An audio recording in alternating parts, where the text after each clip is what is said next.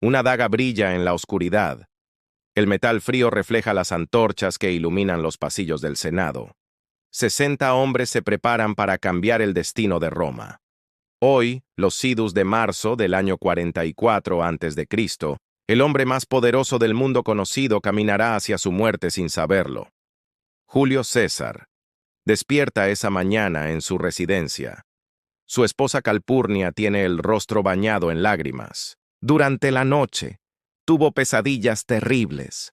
Soñó que sostenía el cuerpo sin vida de su esposo entre sus brazos. Soñó que la fachada de su casa se derrumbaba. Le ruega a César que no vaya al Senado. Pero él es un hombre que no cree en supersticiones. Meses atrás, la situación en Roma era tensa. César había regresado victorioso de las Galias, conquistando territorios que expandieron el poder romano como nunca antes. Había cruzado el Rubicón con sus legiones, desafiando las leyes de la República. Había vencido a Pompeyo en una guerra civil sangrienta. Ahora, después de años de conflictos, ostentaba el título de dictador perpetuo. Este título era una provocación para muchos. Roma había sido una república durante casi 500 años. La idea de un rey era abominable para los ciudadanos romanos. Habían expulsado a los reyes etruscos siglos atrás, jurando nunca más someterse a un monarca. César decía que no quería ser rey, pero sus acciones hablaban diferente. En el Senado, un grupo de hombres observaba con creciente alarma. Marco Junio Bruto, Cayo Casio Longino, Décimo Bruto Albino, Cayo Trebonio. Todos eran senadores respetados. Algunos habían sido amigos cercanos de César. Otros habían luchado a su lado en las guerras. Pero ahora compartían un temor común. César estaba destruyendo la república. La gota que derramó el vaso llegó en febrero. César se presentó ante el Senado sentado en su trono dorado, vistiendo las ropas púrpuras que solo los reyes usaban. Cuando los senadores se acercaron para honrarlo, él permaneció sentado. No se levantó para recibirlos. Este gesto de arrogancia enfureció incluso a sus partidarios. Era una humillación pública al Senado, al corazón mismo de la República. Marco Antonio, el leal amigo de César, había intentado coronarlo durante las fiestas lupercales. 3 veces le ofreció la corona real ante la multitud. 3 veces César la rechazó, pero el mensaje era claro.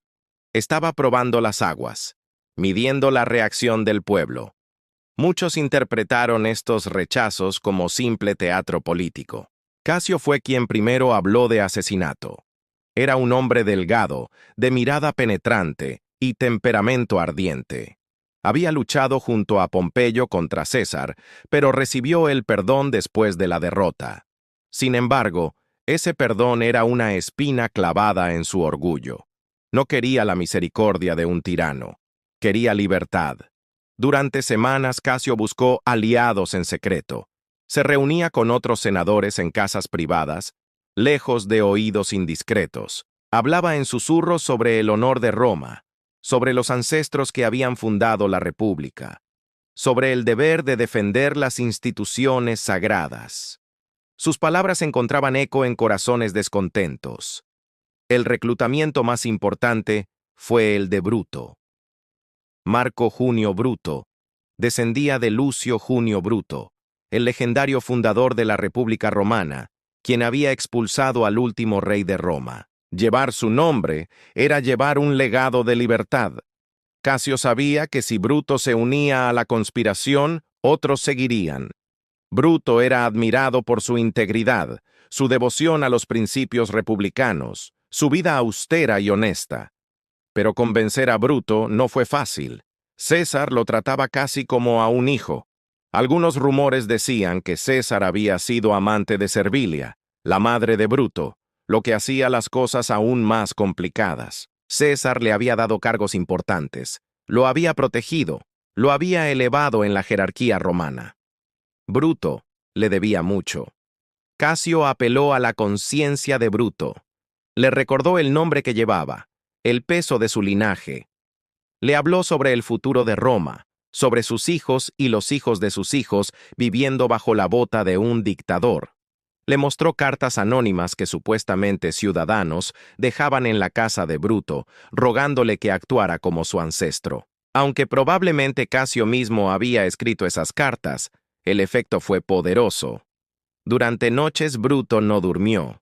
Caminaba por su jardín, mirando las estrellas, debatiendo consigo mismo.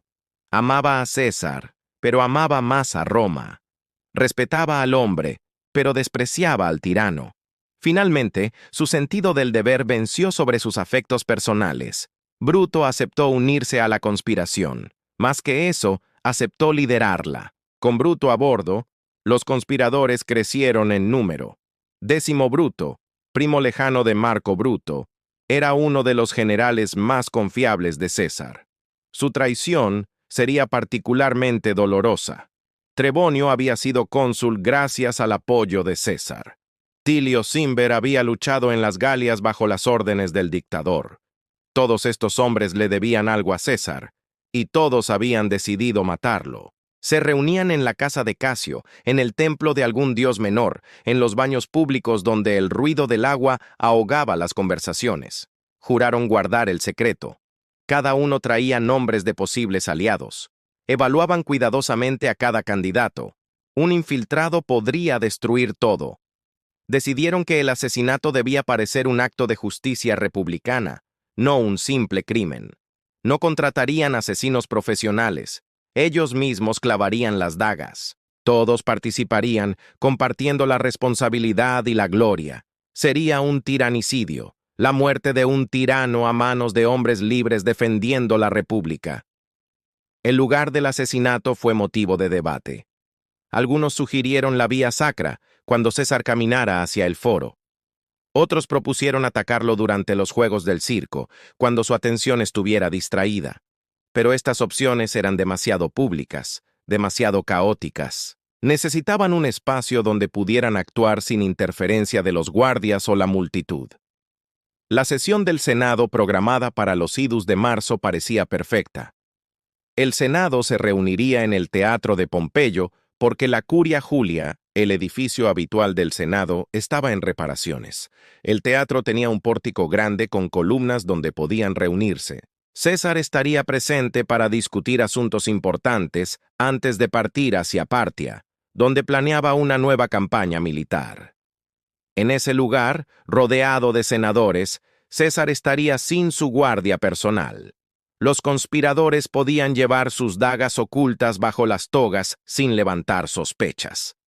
Nadie esperaría violencia dentro del Senado, el corazón de la civilización romana, el lugar donde se debatían leyes y se tomaban decisiones mediante palabras, no espadas. Pero surgió un problema.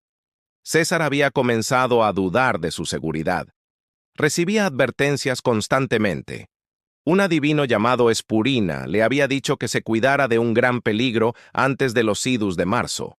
Cartas anónimas llegaban a su residencia alertándolo de conspiraciones. Sus amigos le aconsejaban cautela.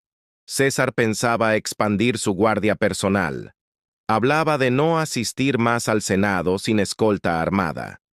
Los conspiradores sabían que si César aumentaba sus medidas de seguridad, el plan fracasaría. Necesitaban actuar pronto, antes de que fuera demasiado tarde. Fue entonces cuando Décimo Bruto asumió un papel crucial. Como uno de los amigos más cercanos de César, tenía acceso directo a él. Podía visitarlo sin levantar sospechas. Era la persona perfecta para asegurarse de que César asistiera al Senado ese día fatal. Los conspiradores repasaron cada detalle. Decidieron que serían alrededor de 60 los participantes. Un número más pequeño podría fallar si César se defendía. Un número mayor haría imposible mantener el secreto. 60 hombres con dagas podrían rodearlo completamente sin dejarle escapatoria. Distribuyeron los roles. Tilio Cimber sería quien iniciara la acción. Se acercaría a César con una petición, solicitando el perdón de su hermano exiliado. Cuando César rechazara la petición, Cimber lo agarraría de la toga, la señal acordada para que comenzara el ataque. Los demás convergerían inmediatamente. Trebonio tenía una misión diferente. Debía mantener a Marco Antonio ocupado fuera del recinto. Antonio era joven, fuerte, leal a César hasta la muerte. Si estaba presente durante el ataque, lucharía ferozmente. Antonio era un soldado experimentado que había visto incontables batallas. Podría frustrar todo el plan. Trebonio lo distraería con una conversación, alejándolo del lugar donde ocurriría el asesinato. Practicaron mentalmente cada movimiento. Visualizaron cómo se desarrollaría la escena. Sabían que tendrían un solo intento. Si fallaban, si César escapaba, serían ejecutados por traición. Sus familias serían proscritas, sus propiedades confiscadas, sus nombres borrados de la historia.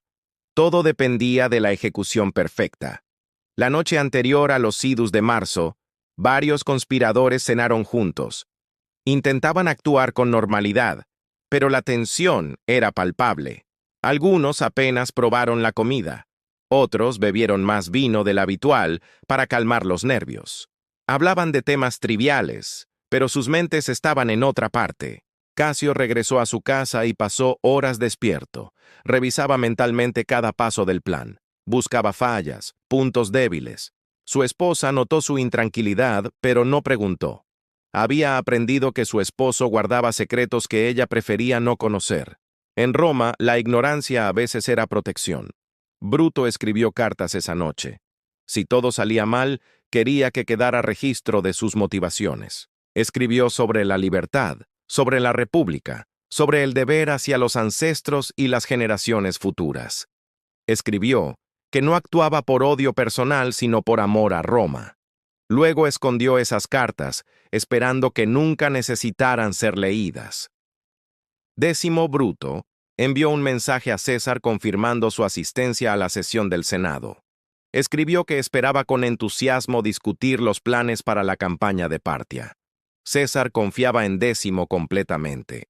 Lo había nombrado en su testamento como uno de sus herederos secundarios. Esa traición dolería especialmente. En su lecho de muerte años después, se dice que César expresó más dolor por la traición de Décimo que por la de cualquier otro conspirador. Había compartido con él las victorias en las Galias, le había confiado legiones enteras, lo había considerado un hermano de armas. Esa daga dolería más que todas las demás juntas. La mañana de los idus llegó con un cielo despejado. Roma despertó sin saber que ese día cambiaría su historia para siempre. Los comerciantes abrieron sus tiendas, los panaderos hornearon pan, los niños corrieron por las calles jugando. Todo parecía normal. En la casa de César, Calpurnia insistía. Sus sueños habían sido demasiado vívidos, demasiado terribles para ignorarlos. Le suplicaba que mandara un mensaje cancelando su asistencia al Senado. Por favor, solo por este día, quédate en casa. César, por primera vez, pareció dudar. Tal vez su esposa tenía razón. Tal vez debía escuchar esas advertencias. César mandó llamar a los augures, los sacerdotes que interpretaban señales divinas. Sacrificaron un animal y examinaron sus entrañas buscando presagios. Las entrañas mostraban signos negativos. Los augures recomendaron posponer cualquier empresa importante ese día. César decidió enviar a Marco Antonio con un mensaje, cancelando la sesión del Senado. Los conspiradores, reunidos ya en el teatro de Pompeyo, comenzaron a inquietarse. Pasaba el tiempo y César no llegaba. Enviaron discretamente a alguien a investigar. El mensajero regresó con noticias alarmantes. César no vendría. Su esposa lo había convencido de quedarse en casa. El pánico se apoderó del grupo. Todo estaba listo. 60 hombres con dagas ocultas esperaban. Si César no venía hoy, tal vez nunca más tendrían una oportunidad así. Tal vez había descubierto la conspiración. Tal vez en ese momento soldados venían a arrestarlos. Los minutos se sentían como horas. Casio propuso un plan desesperado. Si César no venía al Senado, irían a su casa. Lo atacarían allí, frente a sus esclavos y guardias si era necesario. Era peligroso, caótico, pero preferible a no actuar. Otros conspiradores asintieron. Habían llegado demasiado lejos para retroceder ahora, pero Décimo Bruto tenía una idea diferente. Pidió permiso para ir personalmente a hablar con César. Usaría su amistad para convencerlo de cambiar de opinión. Los conspiradores aceptaron darle una última oportunidad. Décimo salió rápidamente hacia la residencia de César. Al llegar, encontró a César todavía en su casa, vestido con su toga púrpura, pero sin intención de salir. Calpurnia estaba a su lado, visiblemente aliviada de que su esposo hubiera escuchado sus ruegos. Marco Antonio ya había sido enviado con el mensaje de cancelación al Senado. Décimo saludó a César con calidez. Preguntó por qué había decidido no asistir a la sesión. César explicó sobre los sueños de Calpurnia, sobre los malos presagios de los augures. Décimo escuchó atentamente, asintiendo con comprensión.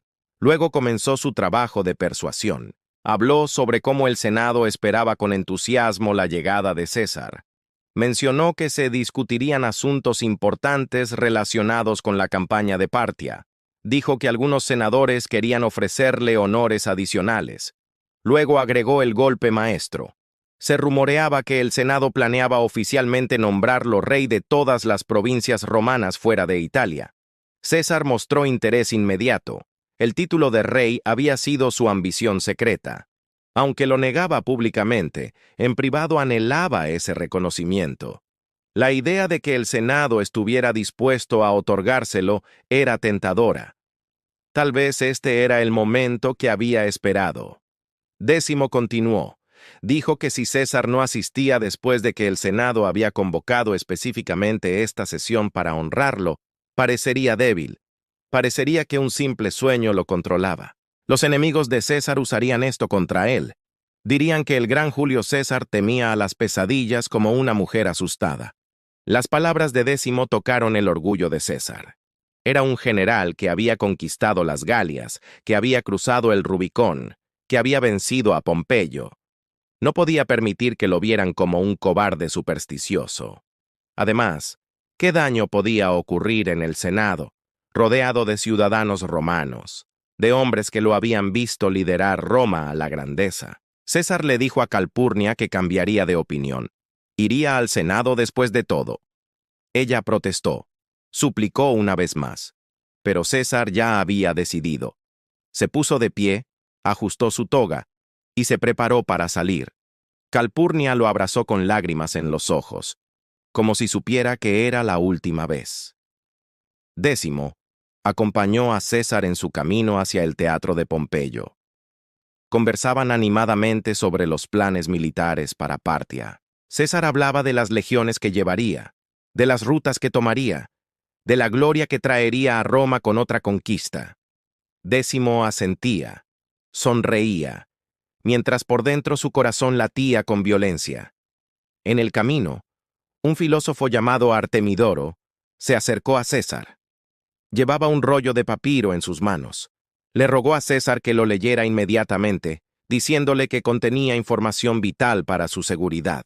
Artemidoro había descubierto detalles de la conspiración y quería advertir a César. César tomó el rollo, pero no lo leyó.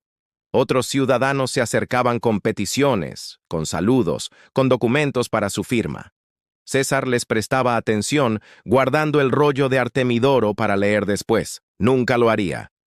Ese papiro contenía los nombres de los conspiradores, los detalles del plan, todo lo que necesitaba saber para salvarse. Pero permanecería enrollado, sin leer. Cuando César pasó cerca del lugar donde el adivino Spurina estaba de pie, lo vio y le gritó con humor: «Los idus de marzo han llegado y todavía estoy vivo». Spurina respondió con voz grave: «Han llegado, pero aún no han pasado». César rió, considerando las palabras como superstición inofensiva, y continuó su camino. Al llegar al teatro de Pompeyo, César fue recibido con aplausos y reverencias. Los senadores se levantaron para honrarlo. Algunos de estos senadores llevaban dagas ocultas bajo sus togas. Sonreían, saludaban, mientras sus manos sudaban sobre las empuñaduras de sus armas. Marco Antonio estaba allí también. Trebonio inmediatamente se acercó a él, comenzando una conversación sobre asuntos militares. Antonio, que adoraba hablar de estrategia y guerra, se dejó atraer. Trebonio lo guió sutilmente hacia el pórtico exterior, alejándolo del lugar donde César tomaría asiento. César caminó hacia su silla dorada en el centro del recinto. La estatua de Pompeyo se alzaba cerca, observando con ojos de mármol. Era irónico que César estuviera a punto de morir a los pies de la estatua de su antiguo rival, el hombre a quien había derrotado en guerra civil.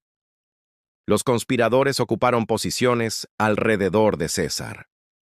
Formaban un semicírculo casual, como senadores comunes esperando su turno para hablar.